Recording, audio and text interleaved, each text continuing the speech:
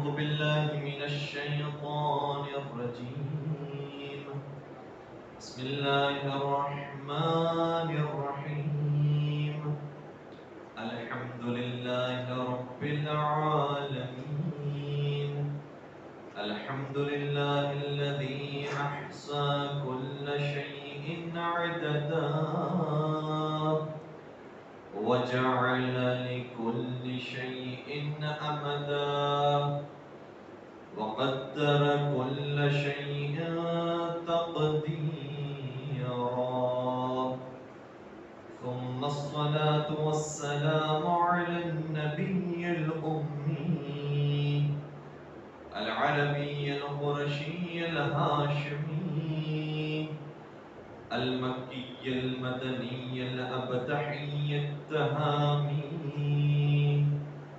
العبد المؤيد والرسول المسدد المصطفى الأمجد المحمود الأحمد حبيب إله العالمين أبي القاسم محمد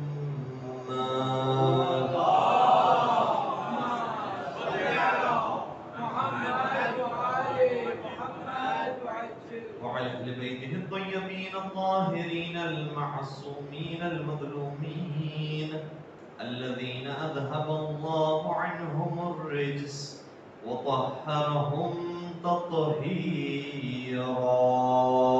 اللهم صل على محمد وآل محمد ولعنة الله على أعدائهم أجمعين. أما بعد فقد قال الله تبارك وتعالى في محكم كتابه المجيد وفرقانه الحميد. بسم الله الرحمن الرحيم. إن الذين اتقوا إذا مسهم طائف من الشيطان تذكروا فإذا هم مبصرون.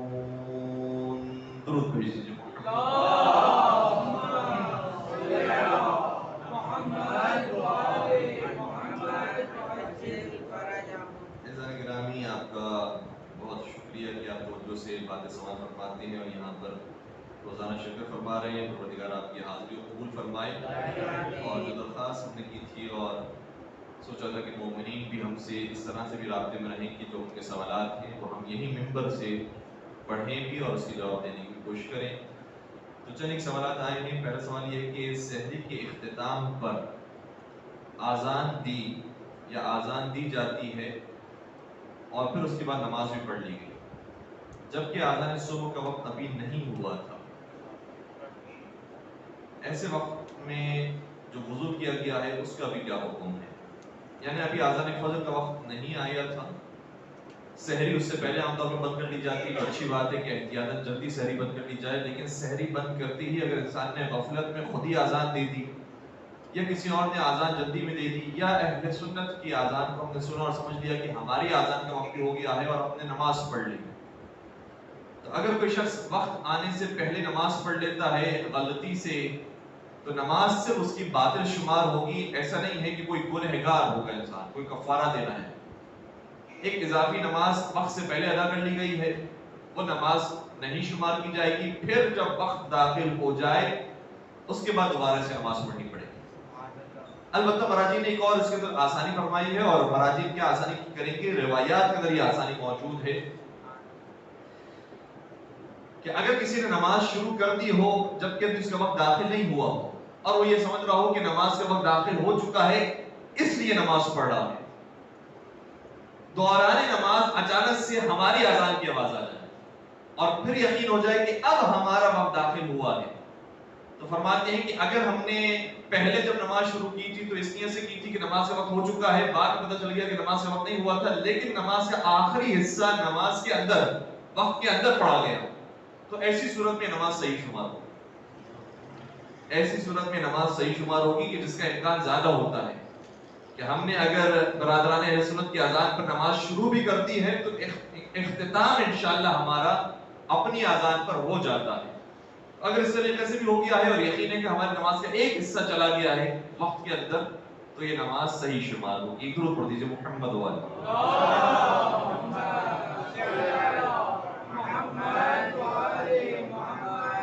اور وضو کے بارے میں جو سوال ہے یہ پرانے مراجعین کا نظریہ تھا کہ اگر انسان وقت سے پہلے وضو کر لیتا ہے تو یہ وضو ایسا نہیں ہوگا کہ جو ہماری نماز کے لیے کافی ہوگا، بلکہ وقت داخل ہو جائے اس کے بعد وضو کریں، اس کے بعد نماز پڑھیں. لیکن جو جدید علماء کرام ہیں وہ فرماتے کہ نہیں، یہ روایت کا مطلب نہیں تھا. چاہے ہم نے وضو پہلے کر لیا ہو یا بعد میں کیا ہو، اصل وضو ہے قربتاً الی اللہ. یہ اگر عبادت قربتاً الی اللہ کی نیت سے اگر انسان نے انجام دے دی ہے تو اس وضو کے ساتھ ہم اگر قرآن کریم پڑھنا چاہیں، اس کے حروف کو ہاتھ لگانا چاہیں، اس کے کلمات کو ہاتھ لگانا چاہیں، یا اسی طریقے سے کوئی اور مستحب نماز پڑھنا چاہیں وہ بھی پڑھ سکتے ہیں. اور جب نماز کا وقت ہو جائے تو واجب نماز کے بھی کھڑے ہو سکتے ہیں. یہ وضو الگ مستقل عبادت ہے جو وقت سے پہلے بھی کی جا سکتی ہے. تو قربتاً الی اللہ کی نیت سے اگر انسان نے پہلے وضو کر لیا ہے اور پھر نماز کا وقت ہوا ہے تب بھی کوئی حرج نہیں ہے، وہی وضو کافی رہے گا نماز کے لیے. اس کے بعد ایک اور سوال ایک صاحب نے کیا ہے کہ دوران نماز اگر معصومین میں سے کسی کا نام لیا جائے تو کیا نماز روک کر ہم صلوات پڑھ سکتے ہیں یا نہیں پڑھ سکتے؟ لیکن کچھ مسائل ایسے جو مخصوص ہوتے ہیں بعض ہستیوں کے ساتھ. یہ مسئلہ عام طور پر تشہد کے حوالے سے بہت زیادہ پوچھا جاتا ہے اور ہم بار بار اس کا جواب دے چکے ہیں کہ ہم نہ نمازوں کو اور نہ ہی عبادتوں کو خود بنانے والے ہیں اور نہ ہی اپنی طرف سے اسے بتانے والے ہیں. جو ہمیں بنا کر دی ہے اور جو بتا کر دی ہے وہی آپ کے سامنے رکھتے ہیں. اس میں تشہد کا بھی یہ مسئلہ ہے، نماز کا بھی یہ مسئلہ ہے اور باقی عبادت کا بھی یہ مسئلہ ہے. مثال کے طور پر ہم یہ کہتے ہیں کہ جہاں جہاں نبی کا ذکر ہوتا ہے وہاں وہاں علی کا ذکر ہوتا ہے. تو بے شک ایسے ہی ہے کہ جہاں جہاں نبی کا ذکر ہے وہاں علی کا ذکر ہے.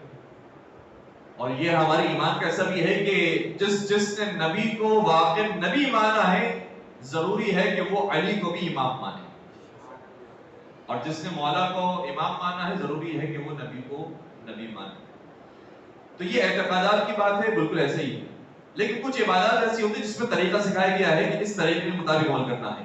اچھا، جب ہم یہ فارمولا دیتے ہیں کہ جہاں نبی وہاں علی، تو ساتھ ساتھ ہمارے ذہن میں خود بخود یہ فارمولا بھی بن جاتا ہے کہ جہاں جہاں خدا ہے وہاں وہاں نبی بھی، اور جہاں جہاں نبی بھی ہے وہاں وہاں علی بھی ہے.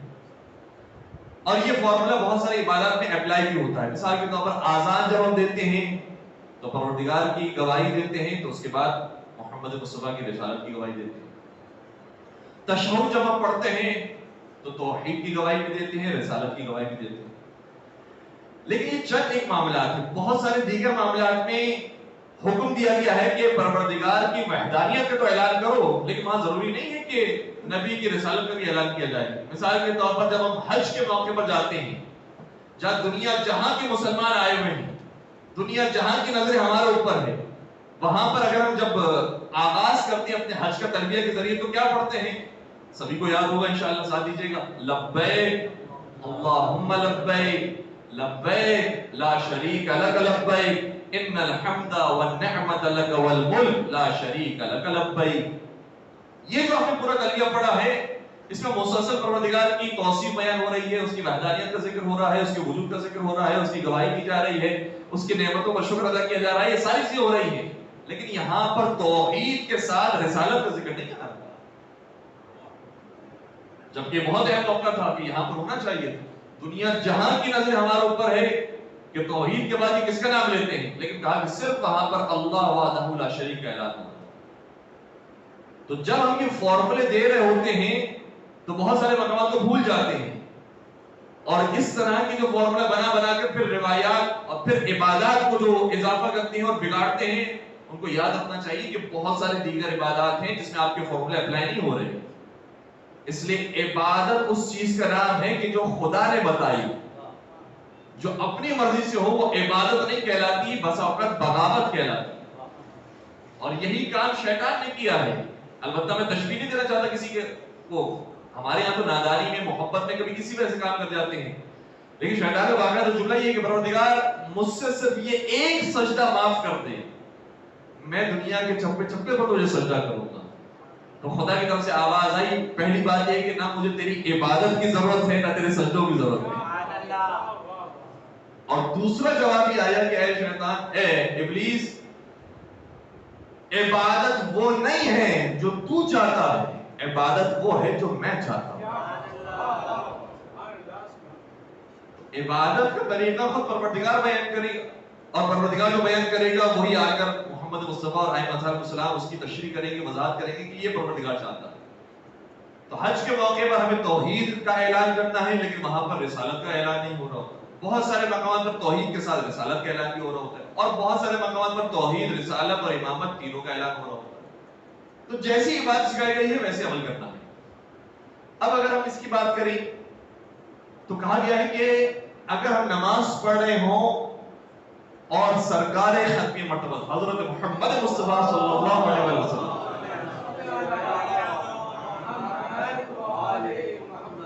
ان کا نام گرامی آ جائے تو اجازت ہے کہ نماز میں ہی ان پر فوراً درود بھیجا جائے. لیکن باقی ائمہ کے نام کے حوالے سے اس طرح کی روایت موجود نہیں ہے. البتہ یہ ضرور ہے کہ درود ویسے مستحب عبادت ہے, کبھی بھی بھیجا جا سکتا ہے, اس لیے ہمارے ائمہ میں سے کسی کا بھی نام آ جائے ہم درود بھیج سکتے ہیں, کوئی حرج نہیں. تو صلوات بھیجنے میں کوئی حرج نہیں, کسی بھی وقت بھیجی جا سکتی ہے معصوم علیہ السلام کے نام پر. لیکن بطور خاص سرکار کے نام کے بارے میں آیا ہے کہ جب ان کا نام گرامی لیا جائے تو مستحب ہے کہ نماز روک کر سرکار پر درود بھیجا جائے. اچھا اب ہم دیکھتے ہیں سرکار کا نام کہاں کہاں پر اور آیا ہے. تشہد کے اندر تو موجود ہے. اس کے علاوہ جب ہم سلام پڑھ رہے ہوتے ہیں اس وقت بھی کہا گیا السلام علیکہ ایھا النبی ورحمۃ اللہ وبرکاتہ, اے سرکار ختم مرتبہ آپ پر ہمارا سلام. النبیو, باقاعدہ نبی کو ہم مخاطب کر کے ان کے اوپر سلام پیش کریں. اسی طریقے سے ایک اور مقام پر بھی نبی کا نام آتا ہے. جب سجدے سو واجب ہو جائے تو سجدے سو کا ایک خاص ذکر ہے. ویسے تو سجدے سو میں عام طور پر لوگ چلے جاتے ہیں, جب نماز کے بعد سجدے سو کی باری آتی ہے تو سبحان ربی الاعلیٰ و بحمدہ پڑھ لیتے ہیں, یا سبحان اللہ سبحان اللہ سبحان اللہ پڑھ لیتے ہیں. اس میں بھی کوئی حرج نہیں ہے, وہ بھی پڑھا جا سکتا ہے. لیکن بہتر ذکر یہ ہے کہ سجدے سو میں یہ پڑھا جائے بسم اللہ و باللہ السلام علیکہ ایھا النبی ورحمۃ اللہ وبرکاتہ. کب پڑھ رہے ہیں ہم؟ سجدے میں خدا کو سجدہ کر رہے ہیں. سجدہ خدا کا ہے لیکن ذکر مصطفیٰ کا ہے. تو جیسے بتایا گیا ہے ویسے ہمیں کرنا ہے. اگر وہاں پر کہا گیا ہوتا کہ حضرت علی مرتضیٰ کا ذکر کرنا تو ہمارے لیے واجب ہوتا کہ ویسے ذکر کیا جاتا. اگر کہا جاتا کہ بجتن پاک کا ذکر کرنا تو ویسا واجب ہوتا کہ ذکر کریں. اگر کہا گیا ہوتا کہ 4 دم معصومین کا ذکر کریں تو وہاں پر واجب ہوتا کہ ذکر کریں. اور ہم کیا بہت زیادہ دیندار اور عقیدت مند بنیں گے, خود مولائے متقیان سے زیادہ اور کون مولائی ہوگا, ان کی آج سے زیادہ اور کون مولائی ہوگا. تو انہوں نے جو نماز کا طریقہ سکھایا ہے, جب ہمارے ساتھ سامنے کبھی کوئی تشہد کے بارے میں سوال کیا جاتا ہے تو ہم یہی کہتے ہیں کہ جو طریقہ معصومین نے سکھایا ہے وہ بیسٹ طریقہ ہے, اس سے زیادہ کوئی اور ایماندار ہو نہیں سکتا. تو انہوں نے جو تشہد کا طریقہ سکھایا ہے, آپ کوئی بھی روایت اٹھا لیجیے, چاہے وہ بہت زیادہ صحیح سند نہ ہو, ضعیف روایت کیوں نہ ہو, اس میں بھی باقی ائمہ کی امامت کی گواہی نہیں ملتی. تو جب نہیں ملتی تو ہم کیا ان سے بڑھ کر ہیں, یا انہیں نعوذ باللہ نہیں معلوم تھا, ہمیں بہت معلوم ہو گیا ہے, ہمارا ایمان کچھ زیادہ ہو گیا ان کے ایمان سے, ہمیں تو پیروی کرنے کا حکم دیا گیا ہے. اگر انہوں نے کہا ہوتا کہ 4 دم معصومین کی گواہیاں دیں تو ہم گواہیاں دے رہے ہوتے, نہیں کہا ہے ہم نہیں دے سکتے. تو جتنا ہمیں تشہد سکھایا گیا ہے, جیسی نماز سکھائی گئی ہے اور جیسی عبادت سکھائی گئی ہے ویسے ہی کرنا ہے. اور اس سوال کا خلاصہ بھی یہی کہ معصومین علیہ السلام کا نام اگر دوران نماز آ جائے تو صلوات بھیجنے میں کوئی حرج نہیں ہے. بطور خاص اگر سرکار ختم مرتبہ حضرت محمد مصطفیٰ صلی اللہ علیہ وسلم کا نام آ جائے.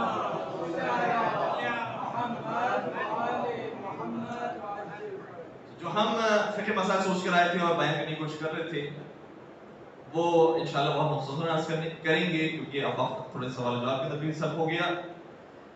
الکوہل کے بارے میں کبھی کبھار سوال کیا جاتا ہے کہ وہ پرفیوم جس کے اندر باقاعدہ لکھا ہوا ہے کہ الکوہل اس کے اندر شامل ہے, کیا استعمال کر سکتے ہیں؟ یا اسی طریقے سے کچھ اینٹی بیکٹیریل سوپس ہیں بہت ساری دیگر اور چیزیں ہیں کہ اس کے اندر یا میک اپ کا سامان ہے جس کے اندر باقاعدہ لکھا ہوتا ہے کہ اس کے اندر الکوہل شامل ہے، تو کیا وہ استعمال کر سکتے ہیں؟ آیت الثانی سے جب یہ سوال کیا گیا تو بہت واضح سے انہوں نے جواب دیا کہ دیکھیں الکوہل کی دو قسمیں ہیں۔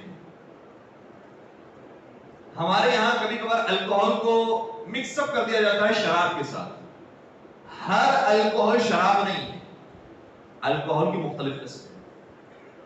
بعض الکوہل ایسے ہیں کہ جو شراب ہے تو شراب کا اگر ایک قطرہ بھی ہوگا تو وہ نجس بھی اور حرام بھی، اس لیے اس سے نہ پرفیوم ہم استعمال کر سکیں گے نہ کوئی اور چیز استعمال کر سکیں گے اگر شراب ہو، وائن یا بیئر۔ اور ظاہر بیئر بھی بہت سارے دیگر اور شراب کو بھی شامل کر لیتی ہے کہ جو شرعی طور پر شراب نہیں کہلاتی ہے، وائن کہہ لینا چاہیے کہ وہ حقیقت میں شراب ہے۔ تو وائن اگر موجود ہے تو اس کا ایک ذرہ ایک ڈراپ بھی کیوں نہ ہو وہ ہر چیز کو نجس کر دے گی اور حرام۔ لیکن اگر صرف لکھا ہوا ہے الکوہل اور ہمیں نہیں معلوم کہ یہ کون سا والا الکوہل ہے، وائن ہے، بیئر ہے، کون سا ہے، تو طہارت و نجاست کے بارے میں ہمیشہ یہ قانون ذہن میں رکھیے گا کہ جب بھی کسی چیز کے بارے میں ڈاؤٹ ہو کہ یہ چیز پاک ہے یا نجس تو ہمیشہ اس کو پاک سمجھیں۔ یہ ہمارے خیالات کو آسان کرنے کے لیے، ہمارے ذہن کو، ہمارے فکر کو درگیر کرنے سے بچانے کے لیے کام کیا گیا ہے، ورنہ تو ہم یہاں اگر پاکستان میں رہ رہے ہوتے، پاکستان تو پھر بھی محفوظ مقام ہے، اگر کوئی ہندوستان میں رہ رہا ہو تو وہاں تو قدم قدم پر کافر موجود ہے، قدم قدم پر ہندو موجود ہے، تو گھر سے باہر نکلنا دوبارہ ہو جائے گا کہ ہم پورے نجس ہو کر باہر جائیں، نجس ہو کر اندر آئیں اور ہر وقت دھوتے رہیں اپنے آپ کو۔ اس لیے کہا گیا کہ جہاں پر بھی ڈاؤٹ ہو رہا ہو کہ یہ جگہ پاک ہے یا نجس، یہ سیٹ پاک ہے یا نجس، یہ سواری جہاں پر ہم بیٹھ رہے ہیں وہ پاک ہے یا نجس، یہ واش روم جس میں ہم جا رہے ہیں پاک یا نجس، ڈاؤٹ ہو رہا ہے تو اس کو پاک سمجھیں، اس کو پاک سمجھیں جب تک کہ یقین نہ ہو جائے کہ جگہ نجس ہو چکی۔ اگر یقین ہو گیا نجاست کا تو پھر وہ نجس ہے ورنہ پاک ہے، یہ قانون ہے۔ اب الکوہل کے بارے میں بھی یہی ہے کہ اگر یہ یقین ہے کہ یہ شراب ہے تو آپ کو پرہیز کرنا ہے، حرام ہے، نجس بھی ہے، لیکن ہمیں نہیں معلوم پاک ہے نجس، تو جب تک نہیں معلوم ہے پاک سمجھیں گے۔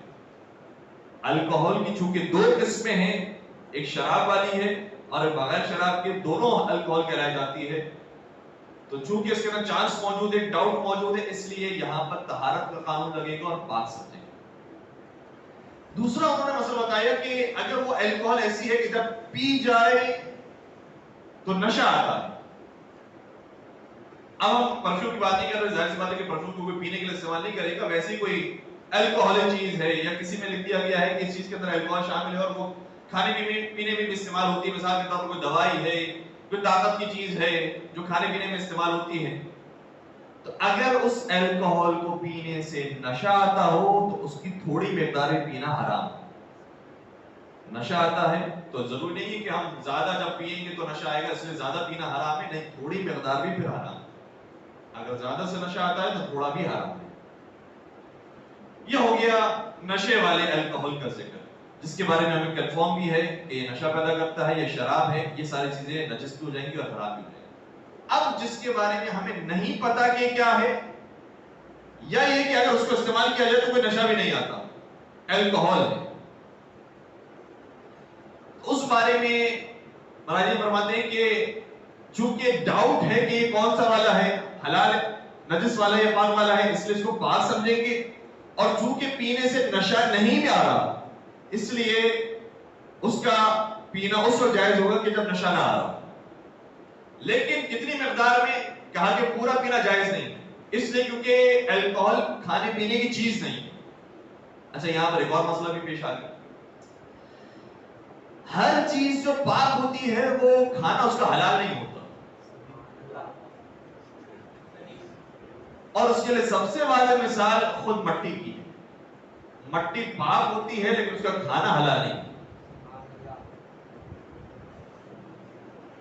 تو اگر ہم یہ کہتے ہیں کہ الکوہل وہ ہے کہ جو پاک ہے، اس میں نشہ بھی نہیں، تو ایسے نہیں کہ اس کو پھر گٹاگٹ پی جائیں، پینے کی چیز بھی نہیں، اس لیے حلال بھی نہیں۔ کہ اگر کوئی میڈیسن استعمال کرنے پر مجبور ہے، مجبور نہیں بھی ہے، طاقت کے لیے فرض کیجئے کہ اس کو استعمال کرنی ہے، اور اس کے اندر کہا گیا ہے کہ اس میڈیسن کے اندر صرف 2% الکوہل شامل ہے یا 2% سے کم شامل ہے، تو آیت اللہ ثانی فرماتے ہیں کہ چونکہ اب یہ اس چیز کے ساتھ مکس ہو چکی ہے کہ جس کو کھانا جائز ہے، اس لیے عرفی طور پر اس کو اب حرام شمار نہیں کیا جائے گا، حلال شمار کیا جائے گا، اب اس کو ہم کھا سکتے ہیں اگر اس کے اندر 2% الکوہل شامل ہو کہ جو نہ نشے میں ہمیں مبتلا کرتی ہے اور نہ ہی وہ شراب والی۔ تھوڑا سا مسئلہ ہو سکتا ہے کہ مشکل ہو گیا ہو، میں دوبارہ سے عرض کرنے کی کوشش کرتا ہوں۔ سب سے پہلے قسم یہ تھی کہ اگر وہ شراب ہے، وائن ہے، تو اس کا ایک ذرہ بھی حرام ہے، وہ نہیں پی سکتے، نہیں کھا سکتے، نجس نہیں۔ دوسری بات یہ ہے کہ وائن تو نہیں ہے، کوئی اور بیئر ہے جو زیادہ پی لیں تو پھر نشہ آتا ہے، تو کہا اگر زیادہ سے نشہ آتا ہے تو کم بھی حرام، وہ بھی نہیں ہو سکتی، یعنی 2% بھی وہ شامل نہیں ہونی چاہیے۔ تیسری صورت یہ ہے کہ ہمیں نہیں معلوم کہ نشہ آتا ہے یا نہیں آتا، اور نہیں معلوم کہ یہ وائن ہے کیا ہے، الکوہل ہے، تو کہا کہ یہ پاک ہے، اور اگر پینے سے نشہ نہیں آتا، ہم نے زیادہ اگر پیا، کوئی یہ کہتا ہے کہ زیادہ بھی پی لی جائے تو اس سے کوئی نشہ نہیں آتا، تو پھر اس کی تھوڑی مقدار جائز ہے، لیکن کتنی تھوڑی؟ اتنی تھوڑی کہ اگر اسے مکس کر دیا جائے پانی میں تو گویا وہ نظر ہی نہیں آئے، وہ گویا ختم ہو جاتی ہے۔ ہم نے پورے گلاس میں ایک ڈراپ ڈالا ہے، 2% ہے، وہ پورے پانی کا 2% ہے جو گویا مکس ہو جاتا ہے، ختم ہو جاتا ہے۔ تو کہا کہ ویسے تو اس کو پینا جائز نہیں تھا اگر وہ بہت زیادہ مقدار میں ہوتی، لیکن اگر مکس ہو گئی ہے تو مکس تو ہمارے پانی کے اندر کون سا صاف پانی آ رہا ہے، کتنی مٹی اس کے اندر مکس ہو چکی ہے، تو جب وہ پانی پینا جائز ہو جاتا ہے، جبکہ مٹی کھانا جائز نہیں ہے، لیکن مٹی پانی میں مکس ہو جائے تو پانی پینا جائز ہو جاتا ہے، تو کہا اتنی ہی مقدار میں اگر وہ الکوہل بھی شامل ہو جائے دوائی کے اندر یا کھانے کے اندر 2% کے حد تک، تو پھر وہ کھانا یا وہ دوائی جائز ہو جائے گی۔ درود پڑھ دیجیے گا محمد والے۔ اللهم صل على محمد وعلى محمد وعجل فرجهم۔ ایک اور محمدی درود پڑھ دیجیے، محمد والے۔ اللهم صل على محمد وعلى محمد وعجل فرجهم۔ جی فرمائیے۔ رونودگی میں نشہ تو ہم یہ جو کہنا چاہ رہے ہیں وہ باقاعدہ مستی کی کیفیت ہے جو بہرحال انسان کو جو شعوری حالات ہیں اس سے خارج کر دیتی ہے، اور غنودگی عام طور پر ہم کہتے ہیں کہ جب نیند زیادہ طاری ہو جائے تو اس وقت غنودگی کی کیفیت آتی ہے، اس کا کسی کھانے پینے سے تعلق نہیں، نیند سے تعلق۔ تو اگر نیند والی غنودگی ہے تو کوئی مسئلہ نہیں، لیکن باقاعدہ نشہ ہے اس کے اندر اور مستی آ جاتی ہے اس سے، تو پھر وہ ایسی چیز ہوگی کہ جس کو پینا جائز نہیں۔ ہماری گفتگو چل رہی تھی گناہ کے حوالے سے، اور ہماری کوشش یہ تھی کہ اس بات کو ہم بیان کریں کہ سب سے پہلے اگر انسان اپنے آپ کو یہ سمجھ لے کہ ہاں مجھ سے غلطیاں ہو رہی ہیں اور اس کا اعتراف کرے، اور پھر یہ محسوس کرتے ہوئے کہ میرے اندر کون سی ایسی خرابی ہے کہ جو زیادہ نمایاں ہوتی ہے، زیادہ مجھے شیطان کی راستے کی طرف لے کر جاتی ہے، تو میں اس کے لیے کام کرنے کی کوشش کروں۔ اور کام بیان کیا گیا، اس کا نسخہ یہ دیا گیا کہ جو چیز زیادہ محسوس ہوتی ہے اس کے برخلاف زیادہ سے زیادہ عمل کریں۔ ایک ظاہر بہت بڑے عالم دین تھے اور ایک بہت بڑے عارف کے پاس وہ پہنچے، اب میں نام کے اندر کنفیوز اس لیے نام آپ کی خدمت بیان نہیں کر رہا، اور انہوں نے کہا کہ میں بھی عرفان سیکھنا چاہتا ہوں، مجھے کچھ عرفان کی تعلیمات دیجیے۔ تو اس عارف نے اس عالم کو دیکھا، اور وہ عالم بہت بڑے مرجع اور بہت عوامی شخصیت تھے، مقبولیت تھی ان کی عوام کے اندر۔ تو سب سے پہلے ان کو حکم دیا کہ اچھا ہمارے یہاں یہ تصور ہے کہ آئیں گے بیٹھیں گے تو کہا جائے گا کہ مثال کے طور پر ایک مرتبہ تمہیں یہ والا ذکر پڑھنا ہے، تمہیں 100 رکعت نماز پڑھنی ہے، تمہیں 2 گھنٹے تک سجدے میں رہنا ہے، یہ عام طور پر کہا جائے گا۔ لیکن نہیں، عرفان کچھ اور چیز ہے۔ عرفان کی اصل جو نقطہ ہے وہ یہ ہے کہ جو تمہارا نفس کھڑا ہو گیا ہے خدا کے مقابلے پر، اس نفس کو مارو۔ جو جرأت کر رہا ہے خدا کے مقابلے میں، خدا یہ کہہ رہا ہے، تمہارا نفس کہہ رہا ہے کہ نہیں مجھے یہ نہیں یہ کرنا ہے، اس نفس کو مارو۔ لہذا وہ جب اتنے بڑے عالم، اتنے بڑے مجتہد، اور اچھا ہوا کہ نام ان کا میرے ذہن سے نکل گیا، ورنہ خدا نخواستہ کوئی ان کے بارے میں غلط خیالات انسان کے ذہن میں آ جاتے ہیں کہ ان کے اندر خدا نخواستہ یہ صفات کیا موجود تھی۔ تو جب آئے وہ عالم کے پاس بیٹھے، کہا کہ میں عرفان کے مراحل کو طے کرنا چاہتا ہوں، تو انہوں نے کہا کہ ہمارے جو بعض شاگرد اور بعض مومنین جو یہاں پر آئے ہیں ان کی جو جوتیاں باہر پڑی ہیں آپ ان کو سیدھا کر کے آ جائیں. تو کہا میں آپ سے عرفان سیکھنے کے لیے آیا ہوں, آپ نے مجھے جوتیاں سیدھا کرنے کے لیے لگا دی, اور آپ جانتے نہیں کہ میں کس لیول کا عالم ہوں. تو کہا کہ اگر تم واقعی عرفان سیکھنے کے لیے آئے ہو تو میرا یہی حکم ہے کہ تم جا کر پہلے سے جوتیاں سیدھی کرو. اور پھر اس عالم کو خیال آیا کہ مجھے یہ حکم جو دیا جا رہا ہے اس لیے دیا جا رہا ہے کیونکہ میں جب عوامی شخصیت بن گیا ہوں, میرا اتنا مقام ہے, میرا اتنا احترام ہوتا ہے لوگوں کی نگاہ میں, اور ہر ایک میری جوتی سیدھی کرتا ہے, ہر ایک مجھ سے جھک کر ملتا ہے, ہر ایک میرے ہاتھوں کو چومتا ہے, تو پھر میرے اندر تو ایسے ایسے نفس کا غرور اور تکبر آ گیا ہے اور نفس کھڑا ہو گیا ہے. یہ عارف چاہتا ہے کہ میرے اس کبر اور حسد کو توڑے اور غرور کو توڑے تاکہ میں عرفان کی ایک مرحلے تک پہنچوں. تو ضروری نہیں ہوتا کہ ہم نماز روزوں کے ذریعے ہی اپنے عرفان کی طرح آگے بڑھیں. اصل اس کا مقصد یہ کہ نفس کو توڑا جائے تاکہ خدا کے سامنے سجدہ ریز ہو سکے. اور قرآن کریم نے جو یہ آیت آئی ہے بار بار اس آیت کو مختلف انداز سے پیش کیا گیا.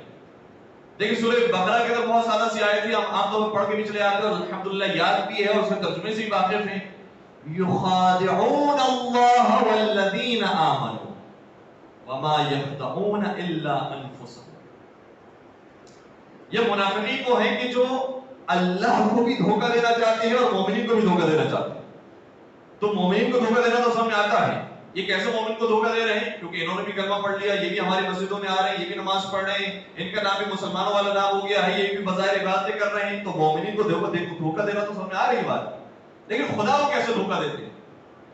یہ خدا کو اس طریقے سے دھوکہ دینا چاہتے ہیں کہ پروردگار اگر میں نے یہ قدم آگے بڑھایا ہے تو یہ میں نے کوئی شیطان کو راضی کرنے کے لیے یا اپنے نفس کو راضی کرنے کے لیے نہیں کیا ہے, اس کے اندر ایک میری وجہ یہ ہے. بہانے تراشی جو کرتے ہیں, میں نے یہ کام اس مقصد کے تحت کیا. اور میں چھوٹی سی مثال آپ کو بیان کروں. جو لوگ کبھی کبھار اسلام کے اوپر حملہ کرتے ہیں, اسلام آزادی کو سلب کرتا ہے, آزادی کا دشمن ہے, حقوق بشریت کا نعرہ بلند کرتے ہیں, تو حقیقت میں یہ آزادی کے طلبگار نہیں ہوتے. اور ان سے واقعا اگر تعریف پوچھی جائے کہ آزادی کی تعریف کیا ہے, اگر کہیں کہ ہر چیز سے آزادی, تو کہیں گے سب سے پہلے آپ آزادی اپنی اولاد پر قائم کیجیے, اپنی اولاد کو آزاد کر کے بتائیے, پھر دوسروں کی بات کیجیے. یہ آزادی نہ وہ اپنی اولاد کے لیے چاہیں گے نہ خود کے لیے چاہیں گے. یہ آزادی ایسی ہے کہ جس کا صرف نعرہ بلند ہو رہا ہے. حقیقت میں اسلام کے جو دیگر قوانین ہیں جو مشکل ہیں ان کے لیے, نماز, روزہ, حج, زکات, اصل میں اس سے دشمنی, چونکہ وہ خود رکھتے نہیں ہیں. تو کہا کہ اسلام آزادی کا دشمن. اٹیک کسی اور طرح سے کرتے ہیں, بہانے کوئی اور تراشتے ہیں, لیکن حقیقت میں جو نماز, روزہ اور حجاب, یہ ساری چیزیں جو مشکل ہیں ان کے لیے, اصل میں یہی انہیں انجام نہیں دینا.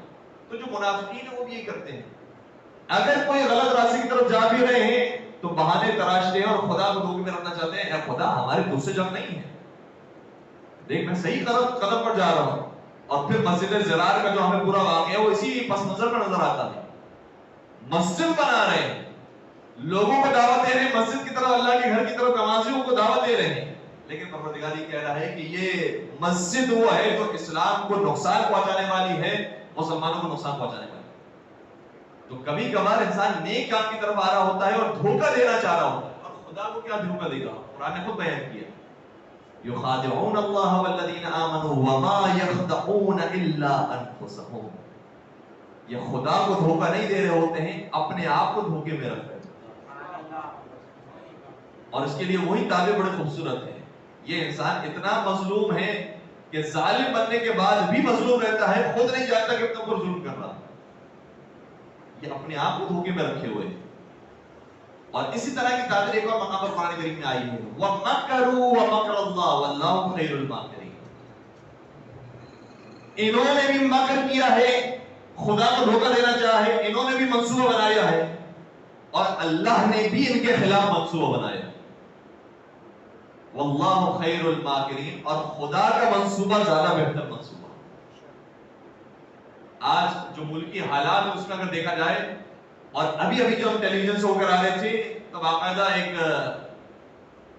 ہمارے بھائی یہ کہہ رہے تھے کہ آپ بہت پیچھے اس ریلی کے اندر اور آپ بہت پیچھے اس دھرنے کے اندر اور آپ بہت پیچھے اس جلوس کے اندر. تو ہم نے اسے یہی عرض کیا کہ ہم خود یوم القدس میں ریلی نکالتے ہیں اور اس وقت آپ پیچھے ہوتے ہیں, ہم آگے آگے ہوتے ہیں. ہم خود کربلا کے شہداء کے لیے جلوس نکالتے ہیں, اس میں ہم آگے ہوتے ہیں, آپ پیچھے ہوتے ہیں. اور اسی طریقے سے اربعین کا, عاشور کا اور دیگر حتیٰ خود وحدت اسلامی کے نام سے جو 12 ربیع الاول سے لے کر 16 ربیع الاول تک 17 ربیع الاول تک جو میلاد ہوتے ہیں, یہ وحدت اسلامی کا جو ہفتہ ہے, ہفتہ وحدت, یہ امام خمینی کی تعبیر ہے. اور اسی طریقے سے ہمارے ماشاءاللہ کراچی کی طرح ہم مثال دیں تو جے ڈی سی فاؤنڈیشن انہی ایام کے اندر عید میلاد النبی منعقد کرتی ہے. شیعہ ادارہ ہے جو عید میلاد النبی منعقد کر رہا ہے. تو ایسا نہیں ہے کہ ہم رسول اللہ کے نام پر آگے نہیں بڑھتے ہیں, ایسا نہیں ہے کہ ہم مسلمانوں کے آگے کھڑے نہیں ہوتے. صرف بات اتنی ہے کہ جہاں رسول کے نام پر, اسلام کے نام پر ظلم ہو رہا ہوگا, ہم پھر اس جگہ کو سپورٹ نہیں کرتے. اگر نام بھی ہو اور کام بھی انہی کے جیسا ہو کہ جن کا آپ نام لے رہے ہیں, تو پھر آپ دیکھیے گا کہ آپ سے آگے آگے ہمارا لشکر ہو. لیکن نام ان کا استعمال کریں, یخادعون اللہ والذین آمنوا. بعض لوگ تو اس میں نادانی میں آ جاتے ہیں اور بعض لوگ جانتے ہیں کہ ہم کیا کر رہے ہیں, کہ اللہ کو دھوکہ دینا چاہتے ہیں, رسول اللہ کو دھوکہ دینا چاہتے ہیں, نام ان کے استعمال کرنا چاہتے ہیں. لیکن اصل میں تو اپنی کرسی کو مضبوط کرنا ہے, اپنے اقتدار کو مضبوط کرنا ہے. چاہے عوام کچلتی ہے کچل جائے, ان کے اوپر ظلم ہوتا ہے ہو جائے, لوگ مرتے ہو مر جائیں, شیشے ٹوٹتے ہو ٹوٹ جائیں, لیکن ہم رسول اللہ کا نام استعمال کر کے اپنی کرسی مضبوط کریں گے. تو ہم نام استعمال کرنے والوں کے پیچھے نہیں, ہم ان کے پیچھے جو نام کے ساتھ ساتھ کردار کو بھی اپنا, ہم ان کا ساتھ دینے والے ہیں. کچھ لوگ مکروا ومکر اللہ, انہوں نے بھی منصوبہ بنایا ہے اور اللہ کا بھی منصوبہ ہے. اللہ خیر الماکرین, اور پروردگار بہترین منصوبہ بناتا ہے. ورنہ رسول اللہ کے نام پر ہماری جانیں قربان ہے. اور جس نے رسول اللہ کی شان میں گستاخی کی, حتیٰ خود سلمان رشدی کی اگر بات کی جائے تو سب سے پہلے اس کے خلاف جو فتویٰ آیا واجب قتل کا, وہ خود آیت اللہ خمینی نے جاری کیا. تو ناموس رسالت پر باقی جان قربان ہے, لیکن ناموس رسالت پر آپ اپنی جان قربان کیجئے, دوسروں کی جان قربان نہ کریں. ورنہ کسی نے کیا خوب کہا تھا کہ کاٹا شبیر کا سر نعرہ تکبیر کے ساتھ. کہ کربلا میں یہ ہوا ہے, نام استعمال ہو رہا ہے پروردگار کا, اللہ اکبر, دین اسلام, محمد مصطفیٰ, لیکن دیکھو دوسری کام تمہارا کیسا ہے. کیا محمد مصطفیٰ کا یہ کردار تھا, یہ محبت تھی مولا حسین سے رسول اکرم کو, اس طرح سے مقابلے پر آ گئے. اس لیے کچھ لوگ ہیں یخادعون اللہ والذین آمنوا, کچھ لوگ ماننے کے لیے تیار نہیں ہیں کہ ہم غلط راستے پر ہیں. اور واقعا جو ہماری ڈیبیٹ ہوئی تھی آف دا کیمرہ, ماننے کے لیے تیار نہیں تھے. یخادعون اللہ والذین آمنوا وما یخدعون الا انفسهم وما یشعرون. تو پہلی چیز یہ کہ انسان ایکسپٹ کرے کہ مجھ سے غلطی ہو رہی ہے. دوسری چیز یہ کہ جس چیز کی غلطی ہو رہی ہے اس کی اصلاح کرنے کی کوشش کرے. پھر ایک اور مرحلہ یہ آتا ہے خود گناہ کے راستے میں کہ کبھی کبھار انسان گنہگار ہوتا ہے لیکن اس کا اندازہ نہیں ہوتا کہ میں نے کتنے گناہ کر لیے. جب اچھائیوں کے راستے پر چلنا ہوتا ہے اور پھر خدا نہ خاصا گناہ ہو جائے تو پھر خدا کی پکڑ ہوتی ہے. یہ اس کی ایک مثال آپ کے خدمت بیان کریں. دیکھیں کبھی کبھار ہم کوئی ایسا ڈریس پہن کر آتے ہیں کہ اس کے اوپر بہت سے داغ ہوتے ہیں لیکن وہ دکھائی نہیں دیتے. لیکن کسی دن ہم بہت زیادہ سفید رنگ کا لباس پہن کر آتے ہیں, اس کے اوپر ایک ڈاٹ بھی لگا ہوتا ہے تو دکھائی دیتا. یہ فرق کیوں ہے؟ فرق اس لیے کیونکہ اگر کوئی لباس ویسے ہی رنگین ہو چکا ہو, ویسے ہی آلودہ ہو چکا ہو, تو اس کے اوپر مزید آلودگی نظر نہیں آتی. لیکن کوئی صاف اور شفاف لباس ہو, اس کے اوپر اگر ایک ڈراپ بھی آ جائے تو وہ دکھائی دیتا. اس لیے کچھ عرفاء اور علماء ایسے ہیں کہ جن کی روح لطیف ہوتی ہے, اگر اس کے اوپر ایک ذرہ بھی آ جائے نا وہ بے چین ہو جاتی. اور یہ باقاعدہ چھٹے سرکار حضرت امام جعفر صادق علیہ السلام کا فرمان بھی ہے.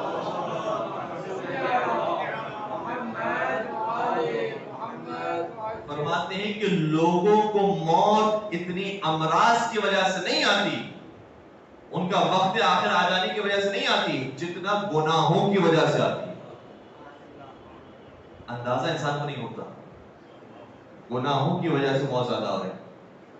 اور اسی سے ملتا جلتا ایک اور فرمان ہے جو آج کل کے حالات کے حساب سے ہے. 8ویں سردار حضرت امام علی رضا علیہ السلام کی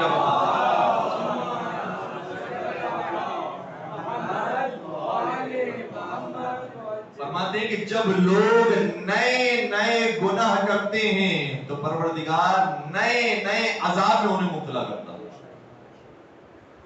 اور ایسی ایسی بیماریوں میں مبتلا کرتا ہے چونکہ انہوں نے گناہ ایسے کیے ہیں جو اس سے پہلے کسی نے نہیں کیے تھے. اس لیے پروردگار ایسی سزائیں انہیں دیتا ہے جو اس سے پہلے کبھی کسی کو نہیں دی گئی اور اس کا علاج ممکن ہی نہیں ہوتا. آج کورونا کے نام پر, یہ تو کورونا کے نام پر تو ابھی بیماری ہمارے سامنے بہت زیادہ آشکار ہو کر آئی ہے, ورنہ اس سے پہلے ایڈز کی جو بیماری تھی, جب نئے نئے گناہ آتے ہیں تو خدا ایسی نئی نئی بیماریوں میں مبتلا کرتا ہے کہ جو اس سے پہلے کسی کے اوپر نہیں آئی ہوتی. درود پڑھتے جاؤ.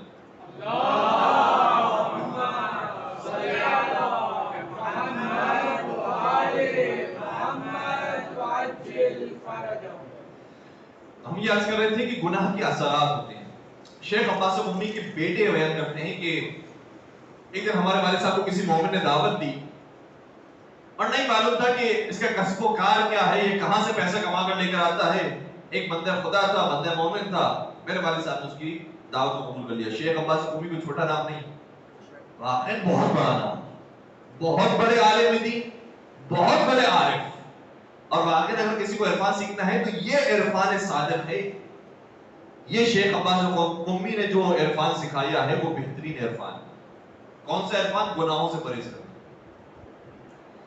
اور ایسا اخلاص ان کے اندر پایا جاتا ہے کہ خود یہ بیان کرتے ہیں, یا ظاہر ان کے بیٹے ہی نے بیان کیا کہ ہمارے والد صاحب کی جو کتاب مفاتیح الجنان ہے, جو شیخ عباس قمی کی لکھی ہوئی کتاب ہے, کہ اس کے مشہور اور مقبول ہونے کی دو وجوہات.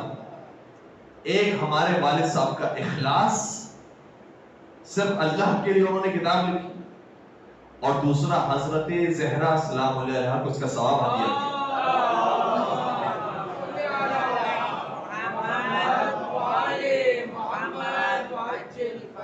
اور یہ ایک کتاب نہیں, ساری کتابیں ان کی عجیب و غریب ہیں. منازل الاخرہ جو ان کی کتاب ہے, جس کا اردو میں ٹرانسلیشن ہوا, ابھی ہمارے ذہن میں وہ نام نہیں ہے, منازل الاخرہ فارسی میں لکھی ہوئی کتاب ہے, وہ بھی بہترین کتاب ہے. قبر کے بارے میں, آخرت کے بارے میں جو روایات لے کر آئے ہیں, پھر استدلال قائم کیا ہے, واقعی انسان کو ہلا دینے والی کتاب. بہت ساری زبانوں میں اس کا ترجمہ ہوا, شیخ عباس قمی کی لکھی ہوئی کتاب. اور ایک مرتبہ زندگی کے آخر عمر میں کوئی شخص آیا زیارت کرنے کے لیے اور کہا کہ اے شیخ عباس قمی, میں انشاءاللہ پھر مشہد کی طرف جا رہا ہوں مولا رضا کی زیارت پر, یا کہا تھا کہ میں کربلا جا رہا ہوں مولا حسین کی زیارت پر. تو رونے لگے اور کہا کہ اب میرے پاس وہ طاقت نہیں ہے کہ میں ان ہستیوں کی زیارت پر جا سکوں, لیکن جب تم زیارت پر جانا تو میرا السلام میرے مولا کو پہنچا دے. اور جب اس مومن نے یہ بات سنی تو شیخ عباس قمی کو کہا کہ آپ پریشان کیوں ہوتے ہیں, آپ ہر ایک کے ساتھ خود بخود زیارت پر پہنچ جاتے ہیں. جب آپ کی کتاب مفاتیح الجنان کو اٹھا کے کوئی زیارت پڑھنے کے لیے جاتا ہے تو گویا آپ شریک ہوتے ہیں اس کی زیارت میں, اور ہر زائر کے ساتھ آپ کی زیارت ہو رہی ہے. اور شیخ عباس قمی نے جو بالخصوص کربلا کا سفر کیا تھا, مولا حسین کی زیارتیں کی تھی, اس کے بعد ان کے جو خواب میں ان کے بیٹے نے دیکھا حالات کو اور اپنے بابا سے معلوم کیا, تو انہوں نے کہا کہ ابھی تک, آج رات تک 3 مرتبہ میرے آقا اور مولا سید الشہداء مولا حسین میرے پاس آ چکے ہیں اور مزید آنے والے ہیں, اور بتایا گیا ہے کہ جتنی مرتبہ تم حسین کی زیارت پر گئے تھے اتنی مرتبہ وہ حسین تمہارے پاس تشریف لائے. اور 70 سال تک کہا جاتا ہے, 70 سال تک انہوں نے زیارت عاشورہ پڑھی ہے, ترک نہیں کی تھی ایک دن. 70 سال زیارت عاشورہ, نماز جعفر طیار, اور شاید نماز شب یا کوئی اور زیارت جامع کبیرہ ظاہر ہے. 70 سال تک یہ روز کا معمول ہوتا تھا کہ انجام دیتے. البتہ ہر ایک کی اپنی ظرفیت ہے, ضروری نہیں کہ کوئی بہت زیادہ مصیبات کی طرف آ جائے, ہم صرف واجبات کو ہی انجام دے دیں تو بہت ہے. ہر ایک کی اپنی ظرفیت ہے، ہر ایک اپنی کلاس کے اندر ہوتا ہے. ضروری نہیں کہ ڈائریکٹ ہم ماسٹرز میں پہنچ جائیں یا پی ایچ ڈی کرنے پہنچ جائیں.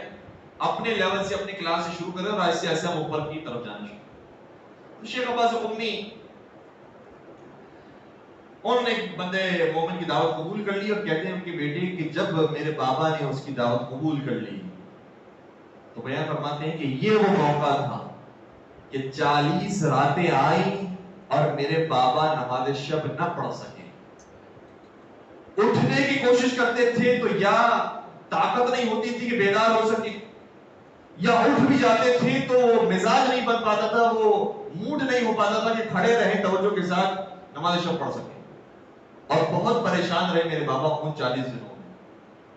اور پھر معلوم کیا گیا کہ ایسا کیا تھا اس کی دعوت میں کہ جس کے بعد میرے اوپر یہ اثر آیا. تو پھر معلوم ہوا کہ وہ حلال اور حرام دونوں کو اپنے کاموں میں استعمال کرتا تھا اور اس طرح سے وہ رزق لے کر آتا تھا. اس کے رزق و روزی کا اہتمام اس طرح سے تھا کہ وہ حلال اور حرام کسی کی پرواہ نہیں کرتا تھا. اس طرح سے اس کا رزق چل رہا تھا اور اس کھانے سے کھلایا تھا شیخ عباس قمی کو تو یہ اثر آیا. تو جس کی روح لطیف ہوتی ہے، پاک صاف ہوتی ہے، اس پر ایک قطرہ بھی آ جائے تو پتہ چلتا ہے. سبحان اللہ. لیکن جو ویسے ہی آلودہ ہو بہت سارے کام کر جاتے ہیں، ہمیں اندازہ نہیں ہوتا. اور اسی طرح سے ایک اور عالم دین کے بارے میں بیان کیا جاتا ہے کہ ایک مرتبہ کسی کو انہوں نے تہمت لگائی اور غیبت کر دی تو باقاعدہ خواب میں انہوں نے دیکھا کہ فرشتے اس کے گھر کا سامان اٹھا کر اس شخص کے گھر میں لے جا کے رکھ رہے ہیں کہ جس کی سے غیبت کی تھی یا تہمت لگائی. اور جب یہ منظر بار بار دیکھا تو یقین ہو گیا کہ میری اس فعل کی وجہ سے یہ چیز ہو رہی ہے. تو باقاعدہ اس شخص سے جا کر معافی مانگی، حلالیت طلب کی. اور یہ بھی روایات کی طرح ہے کہ اگر انسان غیبت کر لیتا ہے تو ایک تو یہ پروردگار سے توبہ کرے، دوسرا یہ کہ جس بندے مومن کی غیبت کی ہے اس کو راضی کرنے کی کوشش کرے، اس سے دوستی کرنے کی کوشش کرے اور اس کو راضی کرے. تو جب اس کو راضی کیا تو باقاعدہ پھر خواب میں دیکھا کہ جو سامان لے کر گیا تھا اس کے گھر میں وہ واپس لائے. تو یہ سارے واقعات اور یہ سارے خواب ہر ایک کے سامنے نہیں آتے ہیں. جس کی روح واقع پاک صاف ہوتی ہے اس کو دکھائی دیتی ہے. تو گناہ کے اثرات ہیں اور اس میں ایک اہم چیز یہ ہے کہ انسان اپنے نفس کو قابو میں رکھے اور محبت دنیا کی طرف نہ چلا جائے. مولا متقیان امیر المؤمنین حضرت علی ابن ابی طالب صلی اللہ علیہ وسلم کی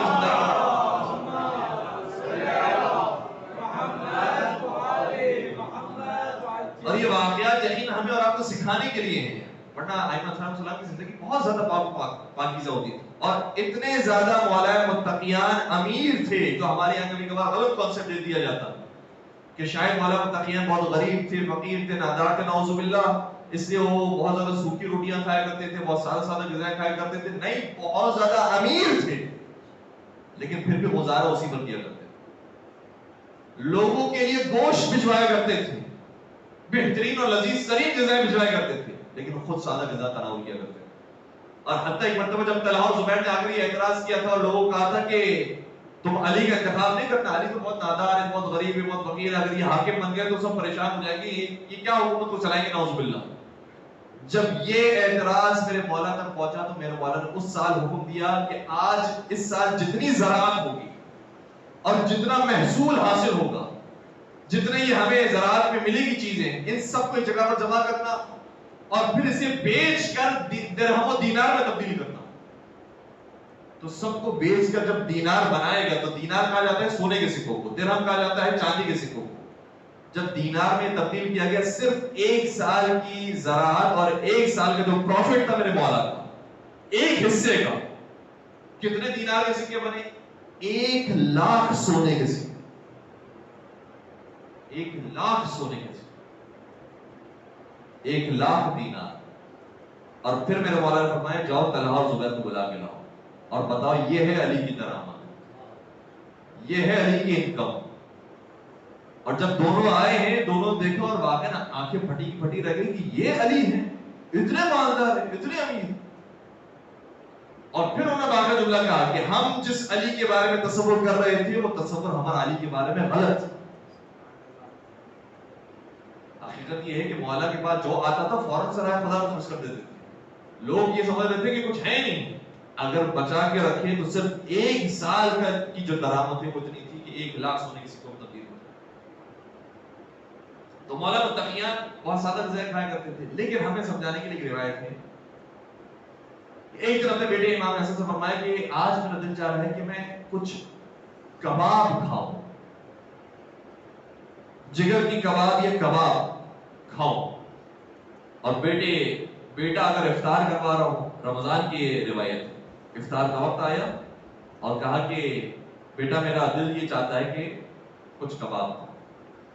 بیٹے کا دل تو یہ تھا کہ باپ جیسی فرمائش کرے فوراً سے پوری کی جائے. بہترین کباب تیار کی اور افطار کے موقع پر اپنے بابا کی خدمت پیش کی. جیسے ہی بابا کی خدمت میں آئی، ابھی تناول کرنا چاہتے تھے کہ کسی سائل کی آواز بلند ہوئی، کچھ کھانے کے لیے ہے تو دے دو.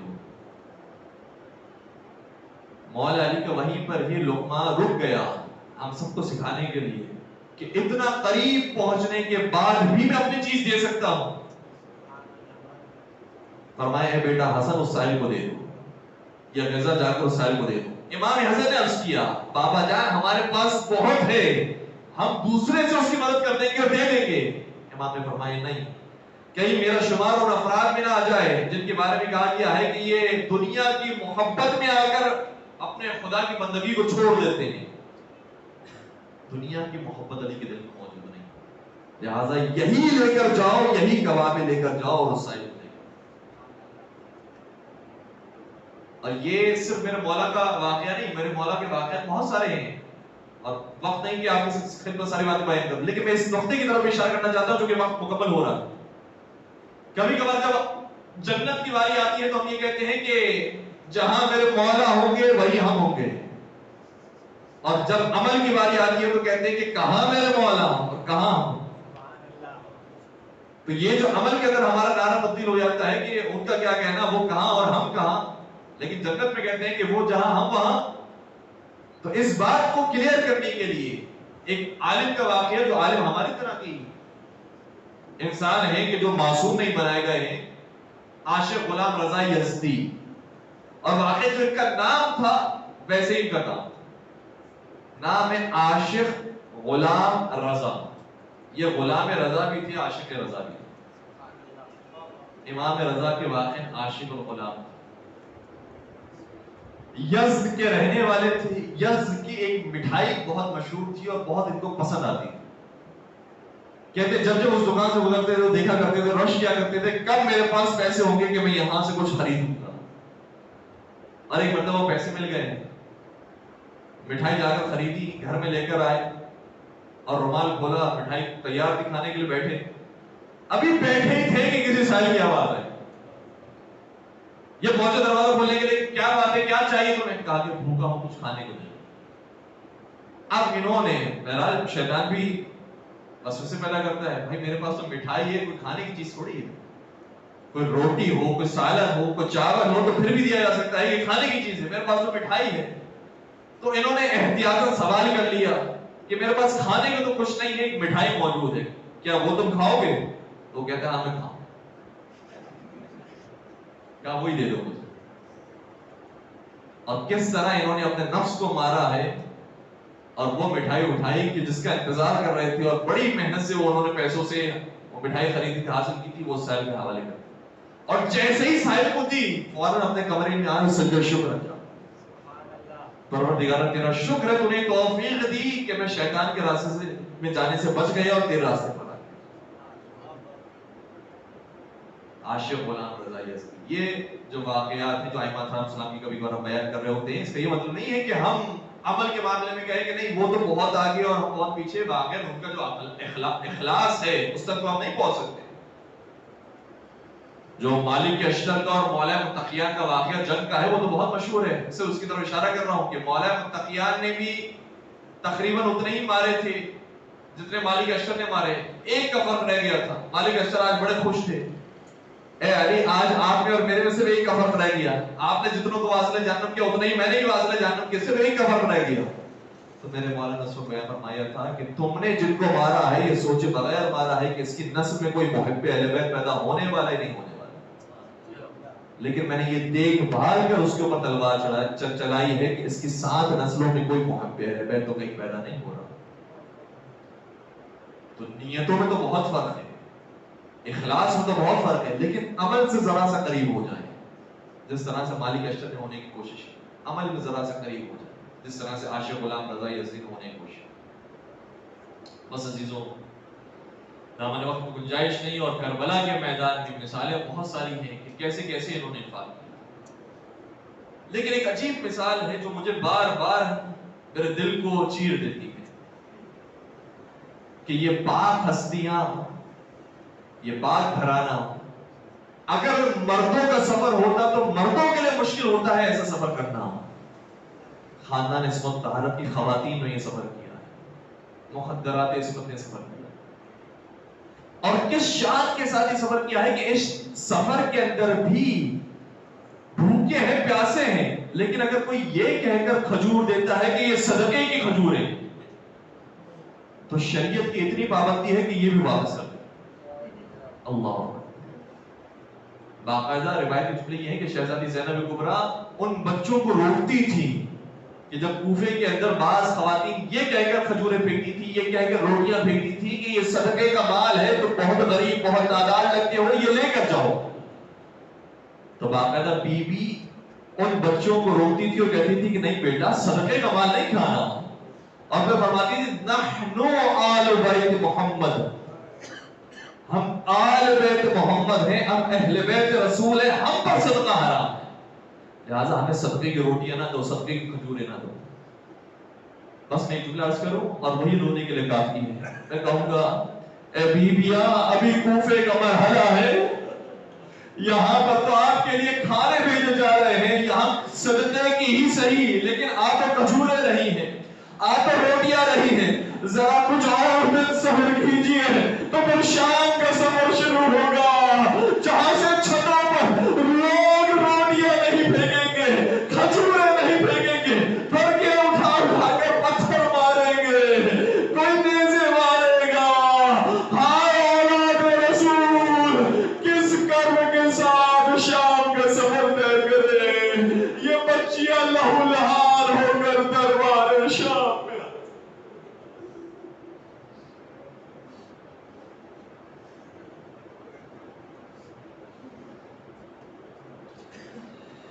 الا ولعنۃ اللہ علی القوم الظالمین وسيعلم الذین ظلموا ای منقلب ینقلبون. پروردگارا اس خلیصی بات کو بارگاہ میں قبول فرما, ہمارے گناہ کبیرہ و صغیرہ کی مغفرت فرما, ہمارے مرحومین کی مغفرت فرما. ان گنہگار آنکھوں سے جو آنسو بہیں پروردگاروں نے رومال حضرت سید کائنات میں جگہ نصیب فرما. ہم سب کو کربلا معلیٰ کی زیارت نصیب فرما, چاٹ معصوم کی زیارت اس میں شرف فرما, شام کے مقدس مزارات کی زیارت نصیب فرما, حج و عمرے کی سعادت نصیب فرما. پروردگارہ تجھے اسیری حضرت زینب کبریٰ سلام علیہ کا واسطہ ہے, جو بے جرم اسیروں نے قید سے رہائی نصیب فرما, مقروضوں کی قرض کو غیب سے ادا فرما, بے روزگار مومن کو رزق حلال عطا فرما, جو رزق حلال کمانے کے رزق برکت و صدق قسم نصیب فرما. پروردگارہ شہدائے کربلا کو اور معصوم جانوں کا واسطہ ہے, بے اولاد مومنین کو اولاد صالح نرینہ نصیب فرما, صاحبان اولاد کو اپنی اولاد کی اچھی تربیت دینے کی توفیق نصیب فرما. اس عزا خانے کی اور تمام عزا خانوں کی حفاظت فرما, منتظمین کے رزق مادی اور معنوی میں اضافہ فرما, حاضرین مجلس کی جائز شریک حاجات کو پورا فرما. پروردگارہ حضرت حجت ابن الحسن کے ظہور میں تعجیل فرما, امین کے عاشقین محبین میں شمار فرما. ایک سورہ فاتحہ کی درخواست ہے مرحوم آیت اللہ خوئی اور آیت اللہ خمینی اور دیگر مراجعین کرام, مولانا سید محمد علی حسینی, شہید ڈاکٹر عباس حیدر, سید اصغر حسین عابدی ابن سید عطا حسین, سید اعجاز حسین, سیدہ نثار فاطمہ, سیدہ شبیہ فاطمہ, سید نواب علی, مرحوم مشرف حسین, مرحوم عبد الرسول ساجو اور رباب بائی, حاضرین کے مرحوم مرحومات اور کل مومنین اللہم قرأ الفاتحہ. بسم اللہ الرحمن الرحیم, الحمدللہ رب العالمین, الرحمن الرحیم, مالک یوم الدین.